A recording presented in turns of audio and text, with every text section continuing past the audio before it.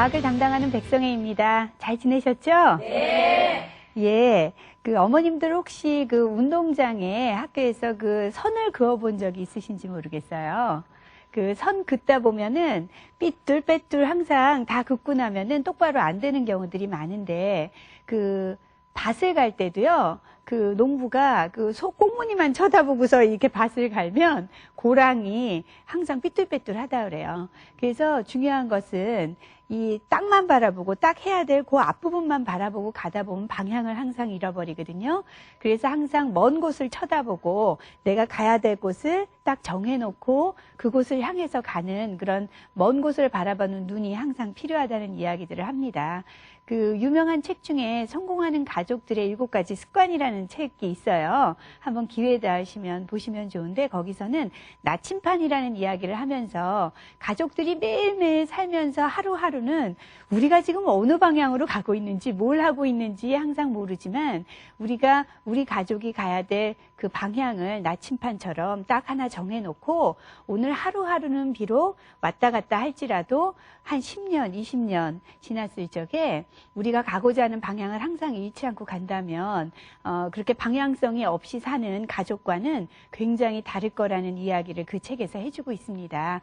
그래서 우리가 그러한 점을 항상 마음속에 두고 여러분들의 자녀들과 여러분들이 어떠한 목표를 가지고 아름다운 가족의 목표를 가지고 하루하루를 지낼까 하는 점들을 생각해 보는 것도 필요할 거라고 생각을 합니다. 자, 그러면 오늘은 어떠한 내용을 같이 공부할지 화면을 같이 보시겠습니다. 우리가 너무나 익숙해서 잘 느끼지 못하는 것 중에 하나가 바로 기압인데요. 고기압, 저기압. 왜 기압은 날씨에 따라 높이에 따라 달라지는 것일까요? 기압은 무엇이며 어떻게 발견하게 되었는지 함께 알아봅니다.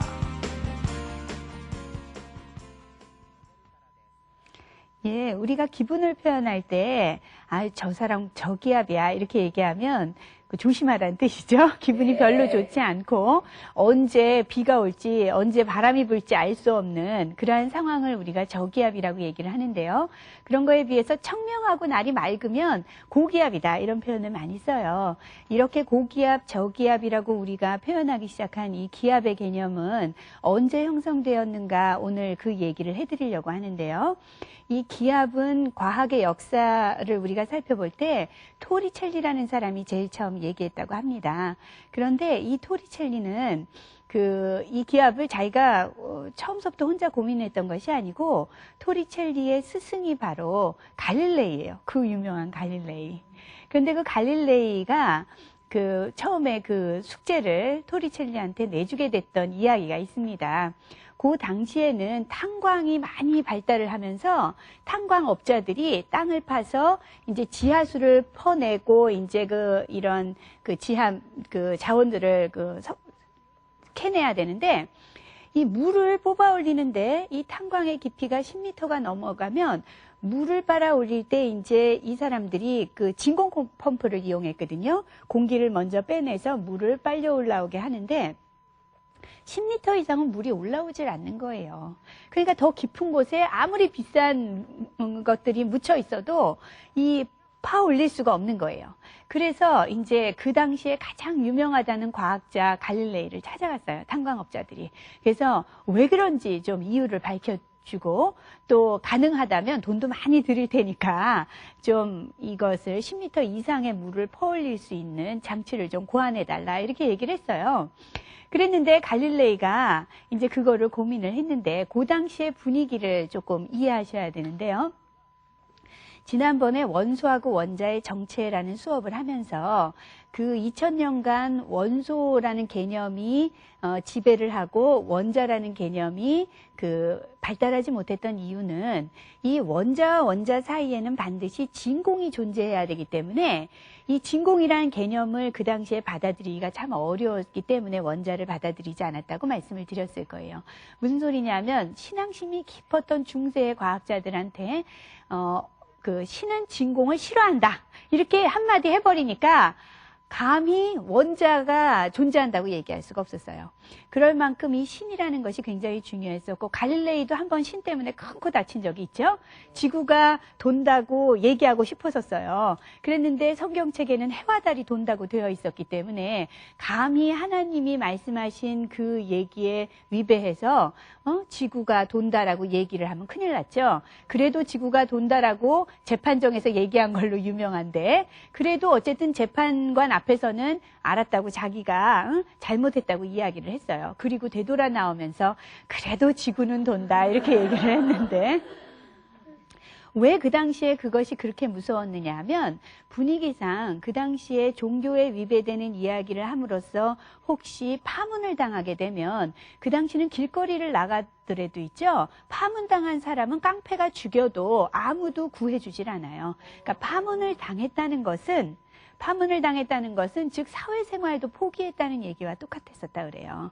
그렇기 때문에 이 갈릴레이는 그것을 굉장히 무서워했는데, 그래서 그 당시에는 과학이 합리적으로 발달하기보다는 이 종교하고의 문제에서 항상 그 방향성을 결정하게 마련이었었어요.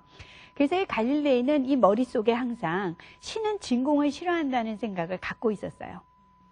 자, 그런데 진공 펌프로 물을 퍼올리는데 이 신이 진공을 싫어하기 때문에 물이 빨리 올라오는 거예요. 진공을 안 만들려고. 이해하시겠어요? 네. 그렇게 설명을 했는데 문제는 10m 이상은 물이 안 올라가요. 그 위를 암만 진공으로 만들어도. 그래서 갈릴레이는 하는 수 없이 탄광업자들한테 뭐라고 답을 했느냐면, 신이 진공을 싫어하는 그 정도가 딱 10m인가 보다. 그 이상은 신이 그냥 참으시는가 보다. 진공이 돼도. 이렇게 설명을 했어요. 뭐 탄광업자들이 만족했는지 만족하지 않았는지 모르겠어요. 뭐 어쩔 수가 없죠. 신이 그러신다는데야. 그런데 갈릴레이는 한편으로는 자기의 이 대답이 그리 만족스럽지 않았었던 것 같아요. 그래서 제자인 토리첼리한테, 토리첼리야, 네가 좀 왜 그런지 좀 더 알아봐라 라고 얘기를 했어요. 근데 이 토리첼리가 이제 물을 10m씩이나 관을 만들어서 이 측정을 하려면 너무 어렵잖아요.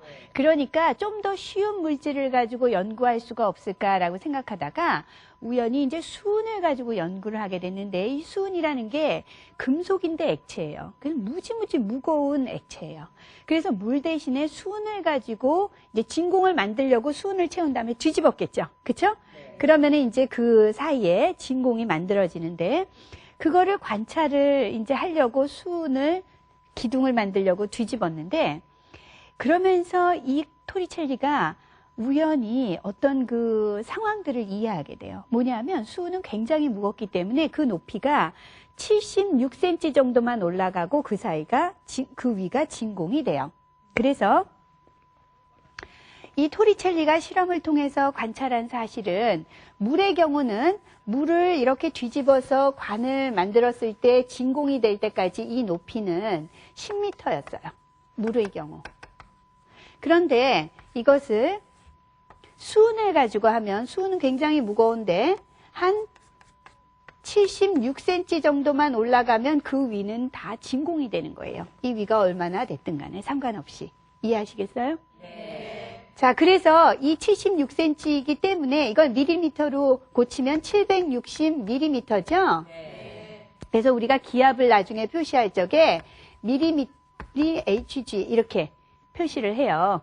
왜 그러느냐면 이게 수은이라는 것의 표현이고, 수은이고, 그 다음에 이게 밀리미터의 기호죠. 그래서 수은이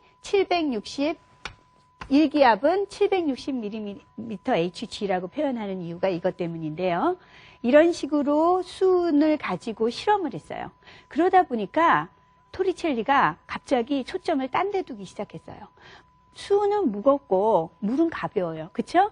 그런데 이 물 10m의 그 물기둥의 무게하고 수은 76cm의 무게가 같은 거예요. 둘의 무게가 같아요. 그래서 처음에는 진공이 궁금해서 뒤집어서 실험을 시작하다가 나중엔 왜 이 무게가 같은지가 궁금하기 시작했던 거예요. 왜 항상 같은 무게만큼 기둥을 만들까? 어떤 물질은.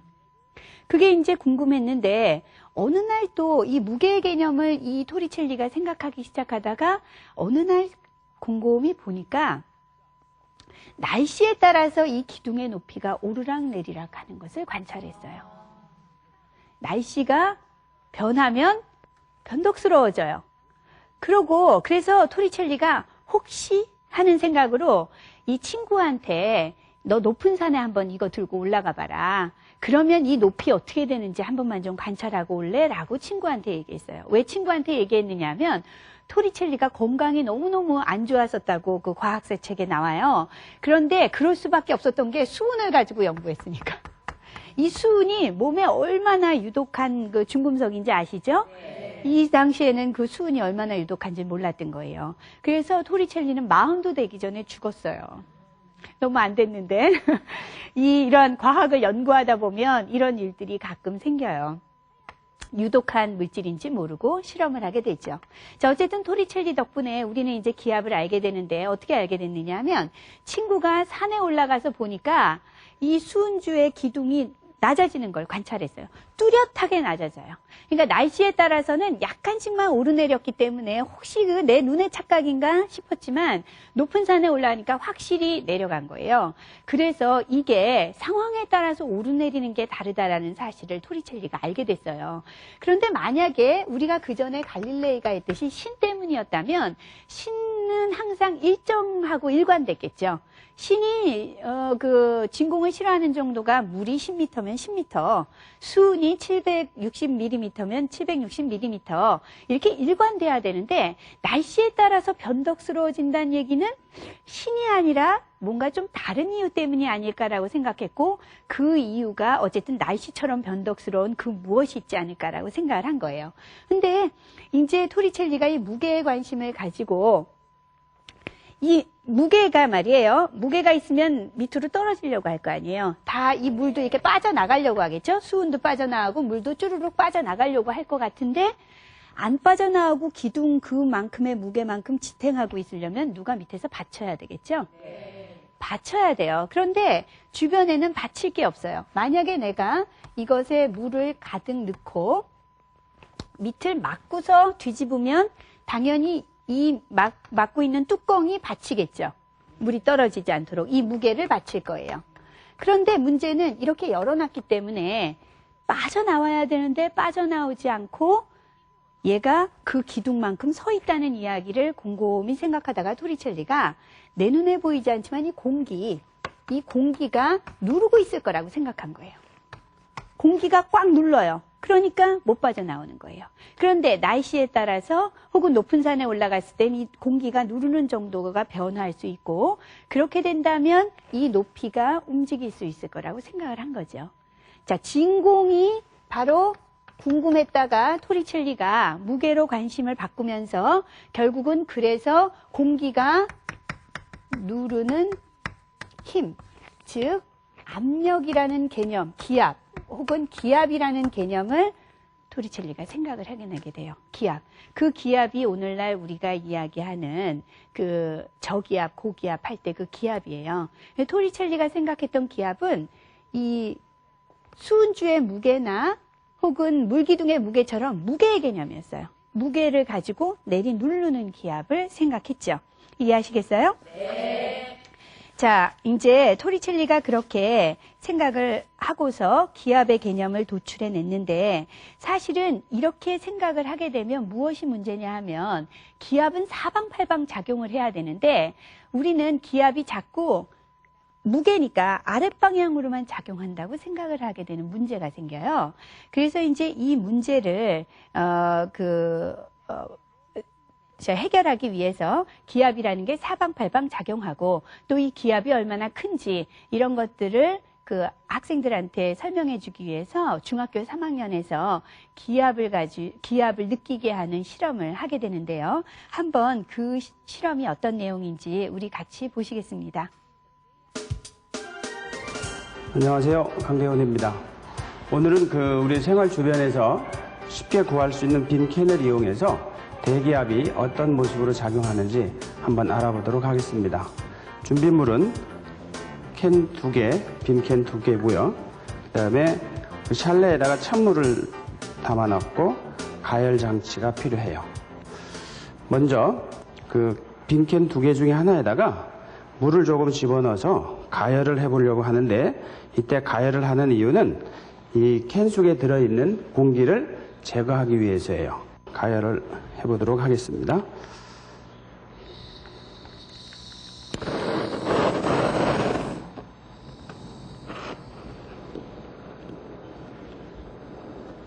네, 지금처럼 장치를 하고 가열을 하게 되면 그 빈캔 안에 들어있는 공기들이 그 물이 끓으면서 수증기에 밀려서 제거가 되겠죠. 조금 더 이제 가열을 하도록 하겠어요.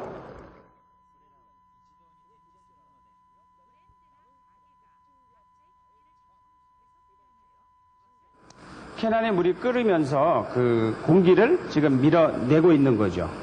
지금 물이 계속 끓면서 그 내부에 수증기가 공기를 밀어내고 있는데 충분히 지금 끓었기 때문에 불을 끄고 입구를 빨리 막아보겠어요. 찬물이 들어있는 샬레 위에다가 가열한 캔을 한번 식혀보도록 하겠어요. 어떤 현상이 일어나는지. 지금 볼 수 있는 것처럼 그 가열을 했던 캔은 사방이 이렇게 다 찌그러졌거든요. 근데 이것을 그 찌그러진 모양을 보면 어느 한쪽만이 이렇게 찌그러진 게 아니라 거의 모든 면에서 찌그러진 걸 볼 수 있어요. 이것은 그 대기압이 모든 방향에서 작용하고 있다 하는 것을 확인할 수 있는 그런 사실이 되겠죠. 결국 오늘 실험을 통해서 대기압은 그 위에서만 작용하는 것이 아니라 모든 방향에서 작용하고 있다 하는 것을 알 수 있는 실험이 되겠습니다. 오늘 실험은 여기까지 하도록 하겠습니다. 실험 잘 보셨죠? 네. 캔 안을 그 덮이면 뜨겁게 하면은 이제 공기가 저기압이 돼요. 그리고 바깥은 상대적으로 고기압이 되는데 캔이 워낙 단단하기 때문에 보통 기압이 같거나 그럴 때 찌그러지지 않죠? 네. 자, 그런데 이제 그것이 물속에 들어가도 안 찌그러지는데 그렇게 기압 차이를 유발하게 하고 물속에 넣으면 마치 우리가 손힘으로 꽉 우그러뜨리는 것처럼 캔이 그냥 쫙 찌그러지는 걸 볼 수가 있어요.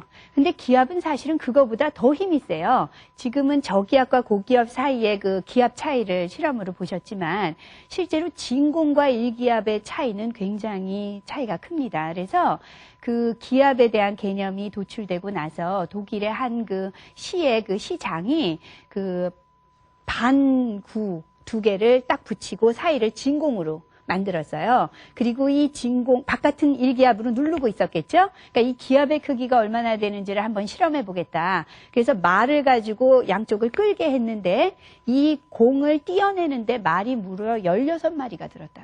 16마리의 마력으로 잡아당겼을 때야 비로소 진공이 일기압을 이겼다 그래요. 이 그 진공으로부터 이걸 띄어내는데. 그럴 만큼 기압은 굉장히 센데도 불구하고 우리는 이미 진화될 때 이 일기압에 적응이 되어 있어요. 그래서 우리는 일기압이 아닌 곳에 가면 0.7기압만 가도 큰 문제가 생기는 거예요. 우리 생체 내에서. 여러분 잠수병이라는 거 혹시 들어보셨어요? 네. 수압이 깊은 데 가서 이미 적응이 되어 있는 상태에서 갑자기 수압이 낮은 데로 올라오면 어떻게 되느냐 하면 잠수병에 걸려요. 막 혈관에서 막 기포가 발생하고 막 큰 문제가 생기는데 우리가 이렇게 일기압 상태에 있다가 기압이 낮은 곳으로 가면 비슷한 문제를 야기를 합니다. 자, 그래서 이 기압이라는 것을 우리가 느낄 수는 없지만 실제로 존재한다는 것을 아는 게 중요한데요. 아까도 말씀드렸듯이 토리첼리는 이 기압을 무게의 개념을 가지고 생각을 했기 때문에 항상 아이들이 혼동을 하는 문제가 생기는데 이 무게라는 것은 중력이 있어야지 작용을 하죠. 네. 그렇죠? 자, 우리가 우주 공간으로 나가면 중력이 없죠. 네. 그렇죠? 그래서 막 유영을 해요. 중력으로 잡아당기는 게 없기 때문에. 자, 그렇다면 내 무게도 없겠죠. 그렇죠? 우주에 나가면 내가 그 무게가 없는데 자, 그러면은 공기도 무게가 없을 거예요. 자, 중력이 없으니까요. 중력이 없으면 무게가 없어요. 자, 그러면 그 기압이 존재할까요? 우주에서? 존재할까요? 왜 존재한다고 생각하세요? 존재 안 할 것 같아요? 헷갈리죠? 자, 무게로 설명한다면 기압이 존재할 수가 없어요. 무게가 없다면. 자, 물론 질량은 있어요. 우리의 질량이 어디로 가는 건 아니에요. 하지만 우리의 무게는 존재하지 않을 수 있어요. 그거를 이해하시는 게 중요한데, 자, 잡아당기는 것이 없기 때문에, 중력이 없기 때문에 무게가 없음에도 불구하고 우리는 기압이 존재한다고 이야기를 해요. 왜냐하면 이 기압은 무게로 설명해서는 안 되기 때문인데, 오늘날 그래서 기압의 개념이 바뀌었어요. 자, 아까도 얘기했듯이 무게라고 하면 아랫방향으로 작용을 해야 되는데, 그렇지 않다는 걸 보여드리는 간단한 실험을 한번 보여드리겠습니다. 자, 제가 여기에 물을 담고, 이게 이제 기압이 사방팔방 작용한다는 걸 보여주기 위해서 초등학교에서 흔히 하는 실험인데요. 자, 제가 이렇게 덮고, 이렇게 한 다음에 열면 얘가 떨어지질 않아요. 참 신기하죠? 네. 떨어져야 될 것 같은데, 무게 방향으로 떨어져야 될 것 같잖아요? 안 떨어지는 이유는 기압이 그것만큼 받치기 때문이에요. 그걸 설명하기 위해서 이렇게 설명을 하는데, 그래서 결국 무게의 개념으로 기압을 설명할 때 문제가 있습니다. 자, 그래서 항상 혼동스러워하는 것 중에 하나가 바로 가장 여러분의 자녀들이 어려워할 수 있는 것 중에 하나가 무중력과 진공의 구분이에요. 자, 다시 한번 설명을 드리면, 진공이라는 것은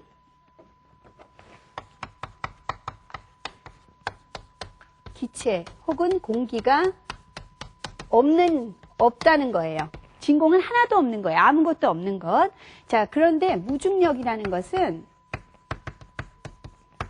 중력이 없는 거죠. 이 둘이 왜 혼동이 되느냐 하면, 이 중력이 있을 때 우리는 무게를 느끼고, 그래서 이 무게를 가지고 우리가 기압을 설명하니까, 기체가 하나도 없으면 즉 뭐가 되느냐 하면 기압이 0이 되는 거예요. 진공은 기체가 하나도 없으니까 기체가 나타내는 압력이 없어요. 아시겠어요? 그러니까 진공이라는 것은 기압이 0인 상태인데, 이거하고 중력이 없다는 거하고는 개념이 달라요. 자, 우리가 무게를 가지고 기체를 설명할 적에는 무게가 없으면 기압이 없을 것 같아요. 그러니까 이게 즉 이걸 것 같은 생각을 많이 하게 되죠. 자, 그래서 그렇지 않다는 걸 아까 설명하기 위해서, 하나 예를 들면 말이에요. 우리가 높은 산에 올라갈 적에 기압이 낮아지죠. 네. 그러면 산소통을 매지 않으면 막 숨을 쉴 수 없을 만큼 될 것 같아요. 자, 그런데 물론 그것을 공기 기둥이 이렇게 내리 눌렀기 때문이다라고 설명을 해서, 기둥이 여기는 이만큼 길지만 여기는 기둥이 이만큼밖에 안 되니까 그래서 여기가 기압이 낮은 거다라고 설명을 한다면, 무엇이 문제가 되느냐 하면 이 위에 비행기가 떴어요. 높은 산보다 훨씬 높은데 비행기가 뜨죠. 근데 이 비행기 안에 있는 사람들이 호흡곤란으로 다들 사망 직전인가요? 아니죠. 물론 고막이 약간 멍멍하기도 하지만 일기압처럼 편안해요. 지상 위처럼 편안한데, 그 이유는 이 비행기가 위에서 내리누르는 공기 기둥이 없어도 이것이 일기압을 유지하기 때문이에요. 이해하시겠어요? 자, 우리가 우주로 나가면 우주 안에서는 무중력이죠? 그쵸? 그러니까 막 위도 아래도 없어요. 제가 둥둥 떠 있을 때 내가 어느 쪽이 위인지 아래인지 몰라요. 위아래라는 것은 이렇게 있을 때 중력이 아랫방향으로 작용하면 이쪽이 위가 되죠. 중력이 없으면 위도 아래도 없고 둥둥 떠 있지만 일기압은 유지하기 때문에 우주선 안에서 우주인들이 살고 있는 거예요. 즉, 일기압을 어떻게 유지하느냐를 이제는 공기의 밀도를 가지고 설명을 하죠.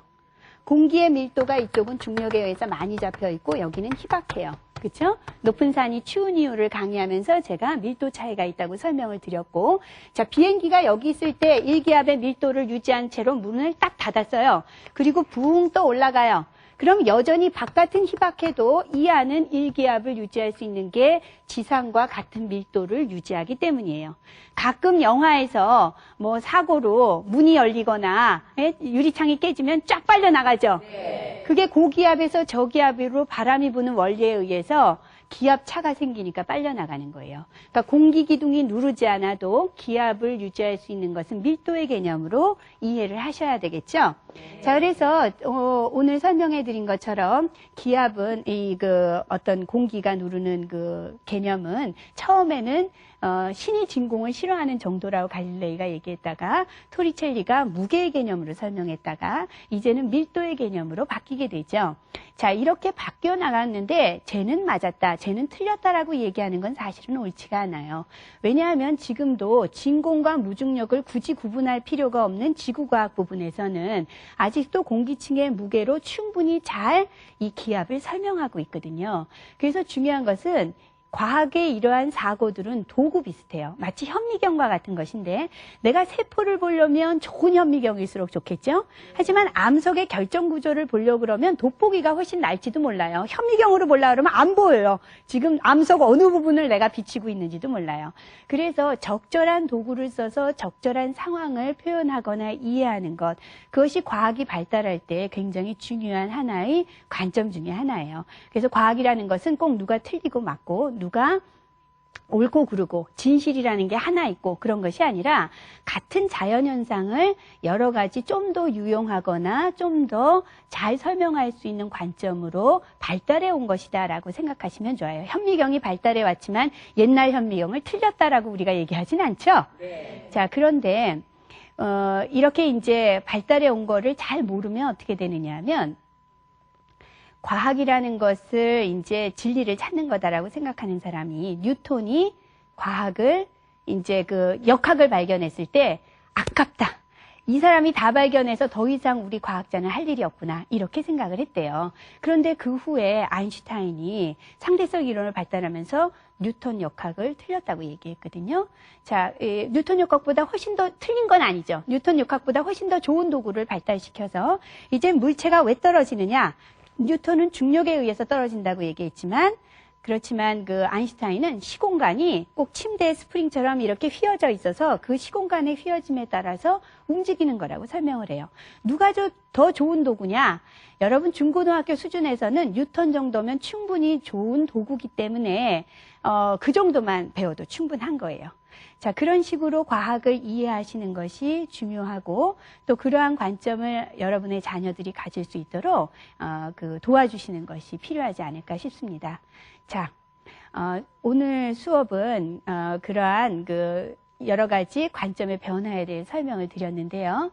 다음 시간에는 이 기체가 그 후에도 계속 과학에서 발달을 해요. 그러면서 돌턴하고 아보가드로가 굉장히 중요한 이 원리를 설명하게 되는데 이 부분이 또 여러분의 자녀들이 제일 어려워하는 단원 중에 하나입니다. 그래서 그 부분을 여러분들한테 설명을 해드리고 여러분들이 그것을 잘 이해해서 자녀분들 공부하는 걸 좀 도와주실 수 있기를 바라서 다음번에 그 강의를 소개해드리려고 합니다.